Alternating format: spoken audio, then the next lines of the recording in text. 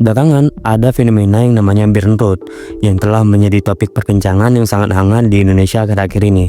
Istilah ini digunakan untuk menggambarkan penurunan kapasitas mental atau intelektual akibat konsumsi berlebihan konten digital yang dangkal atau tidak bermakna. Ya, meskipun belum diakui secara resmi sebagai istilah medis, dan dampaknya terhadap kesehatan mental dan kognitif sangat nyata dan perlu mendapat perhatian serius. Brain rot secara harfiah berarti pembusukan otak. Istilah ini mencuat seiring dengan kekhawatiran para ahli terhadap efek negatif dari paparan konten digital yang berlebihan. Konten semacam ini seringkali bersifat instan, dangkal, dan tidak menstimulasi pemikiran kritis, seperti video pendek di platform media sosial, memes, atau berita dengan judul sensasional tanpa substansi mendalam. Konsumsi konten semacam ini secara terus-menerus dapat menyebabkan penurunan kemampuan otak dalam memproses informasi yang kompleks. Ada penelitian yang menunjukkan bahwa brain rot dapat menyebabkan berbagai masalah kognitif dan mental. Salah satunya adalah penurunan rentang perhatian, di mana individu menjadi sulit untuk fokus pada tugas yang memerlukan konsentrasi dalam jangka waktu lama. Selain itu, kemampuan berpikir kritis dan analitis juga menurun, karena otak terbiasa dengan informasi instan dan sederhana. Daya ingat pun dapat terpengaruh, mengingat otak tidak lagi terlatih untuk menyimpan dan mengelola informasi yang kompleks. Dampak lain yang perlu diwaspadai adalah kelelahan mental akibat konsumsi konten yang terlalu cepat dan bervariasi. Hal ini dapat menyebabkan individu merasa lelah secara mental meskipun tidak melakukan aktivitas fisik yang berat. Selain itu, kesulitan mengontrol emosi juga menjadi gejala yang sering muncul, terutama pada anak-anak yang terlalu sering terpapar gadget. Indonesia merupakan salah satu negara dengan tingkat penggunaan media sosial tertinggi di dunia. Menurut data yang diterbitkan oleh firma riset Exploding Topics dalam laporan berjudul TikTok User Age, Gender, and Demographic tahun 2024, pengguna TikTok di Indonesia menghabiskan rata-rata 41 jam per bulan di platform tersebut, menjadikannya sebagai audiens TikTok paling lama sedunia.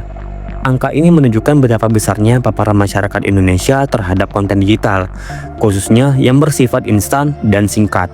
Meskipun tidak semua konten di media sosial bersifat negatif, konsumsi berlebihan tanpa kontrol dapat meningkatkan risiko terjadinya brain rot. Generasi muda menjadi kelompok yang paling rentan terhadap fenomena ini. Dalam kebiasaan mengkonsumsi konten instan dapat mempengaruhi perkembangan otak mereka, yang paling utama dalam hal kemampuan berpikir kritis dan pemecahan masalah. Selain itu, interaksi sosial di dunia nyata juga dapat terganggu karena mereka lebih memilih berinteraksi melalui dunia maya. Orang tua dan pendidik perlu mewaspadai tanda-tanda brain rot pada anak-anak dan remaja, seperti penurunan prestasi akademik dan kesulitan berkonsentrasi, serta perubahan perilaku yang signifikan. Orang tua perlu deteksi dini dan intervensi yang tepat dapat membantu mencegah dampak negatif yang lebih serius di kemudian hari. Untuk mencegah dan mengatasi brain rot diperlukan pendekatan yang komprehensif. Salah satunya adalah dengan membatasi waktu penggunaan gadget dan konsumsi konten digital. Dengan menetapkan batasan waktu harian untuk penggunaan media sosial dapat membantu otak beristirahat dan mengurangi paparan terhadap konten yang tidak bermakna. Selain itu, memilih konten yang berkualitas dan edukatif juga penting.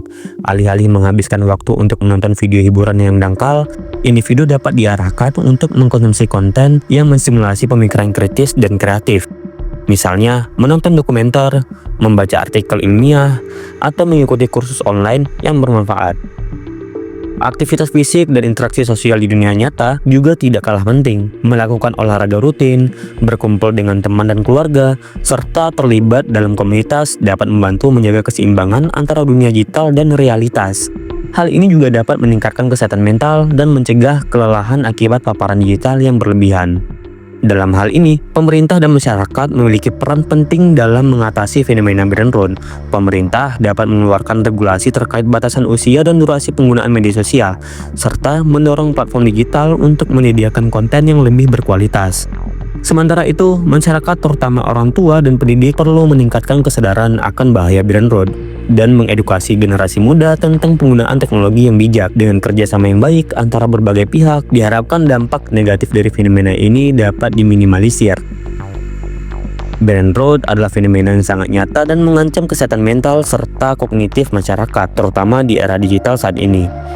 Dengan memahami penyebab, dampak, dan strategi pencegahannya, kita dapat mengambil langkah proaktif untuk melindungi diri dan generasi mendatang dari efek negatif konsumsi konten digital yang berlebihan. Bijak dalam menggunakan teknologi adalah kunci untuk menjaga kesehatan otak dan kualitas hidup kita.